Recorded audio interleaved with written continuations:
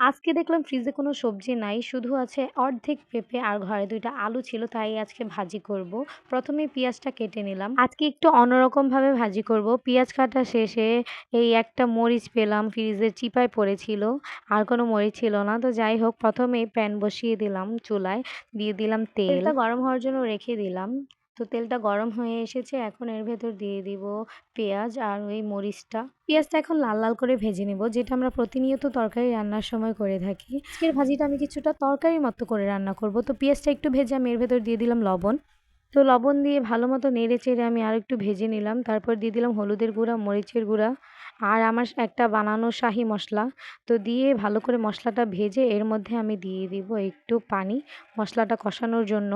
তো মশলাটা পানি দিয়ে ভালোমতো কষিয়ে নিচ্ছি। আর ভাবছি যে এটা একটা তরকারির মতনই। যদি এটার মধ্যে মাছ দেওয়া যেত বা শুটকি দেওয়া যেত তাহলে হয়তো আরও মজা হতো।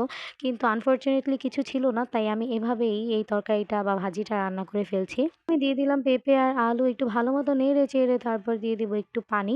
আর এখন এটাকে আমি একটু ঢেকে রাখবো। অনেকক্ষণ ঢেকে রাখার পর উঠিয়ে আমি নেড়ে চেড়ে ভালো মতো দেখছিলাম যে সিদ্ধ হয়েছে কিনা। একটু গুঁতা দিয়ে দেখছিলাম যে সিদ্ধ হয়নি ভিতরে ভালো মতো, তার জন্য আমি এখানে আরেকটু পানি দিয়ে দিব। তো সিদ্ধ করার জন্য আরেকটু পানি দিয়ে দিলাম আর এখন এটাকে ঢেকে রাখবো। কিছুক্ষণ ঢেকে রাখার পর এই তো আমার ফাইনাল লুক। আর এটা অনেক মজা হয়েছিল। এটা আমি রুটির সাথে খেয়েছি, ভাতের সাথেও অনেক মজা লাগবে।